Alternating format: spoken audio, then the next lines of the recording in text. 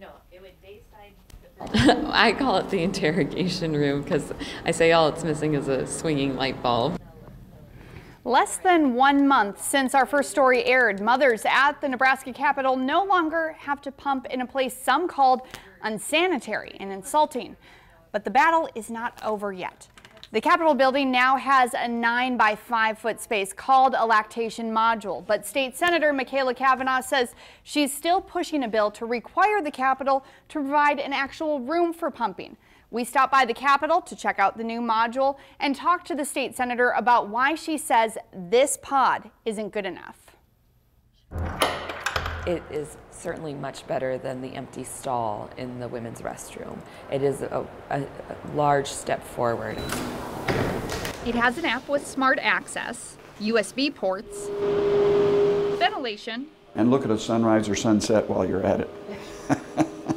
This is the Momova, and Capitol Administrator Bob Ripley says it's available to any mom that needs to pump at the Capitol. It's of the proper size, it's made of great materials, keeping it sanitary and clean. But Senator Michaela Cavanaugh says it's missing something very important.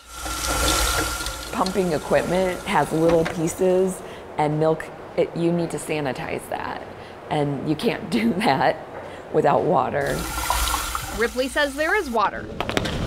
Down the hallway, in the same bathroom mothers used to pump in. It's just a pedestal sink, so there's nowhere to lay anything out. And it's it's the bathroom sink, so I always wash the sink before I wash my stuff. According to the CDC, after every pumping, mothers should take apart and clean every piece of the pump that comes in contact with milk. If it's not cleaned properly, there can be bacterial growth, and that would then hurt baby. It would make baby sick. Omaha Milkworks director Angie Cantrell says there's more to cleaning a pump than just rinsing it out. You should be using a basin-style washing system so the pump parts never touch the bottom of the sink. Just the interaction of food particles and potentially in a public restroom type setting you would have fecal matter and those types of things. Those shouldn't be coming in contact with the breast pump parts since it's your baby's food. Is it sanitary to use a restroom sink to clean materials that you would use to feed a baby? Sure. That's a good question, and one that I'd probably ask a nursing mother. However, that is the recommendation of the people who make this module. They indicated to us they don't recommend, in fact, they don't provide facilities in this module for water and drainage. It reduces the prospect of having an increased sanitation problem. Oh, no, that is not why we don't put sinks in the pods. It doesn't have anything to do with not, the sink in the pod is no more or less sanitary than a pod without a sink. Nikki Micko with Momova says none of the pods have running water because Momova is meant to move, and attaching pipes would make moving it difficult and really expensive. Senator Cavanaugh says it's not just about the pod, it's where it was put. The copy center is here, and it is an active facility, but it isn't a nonstop flow of people using those machines while a nursing mother might try to get in and use the module.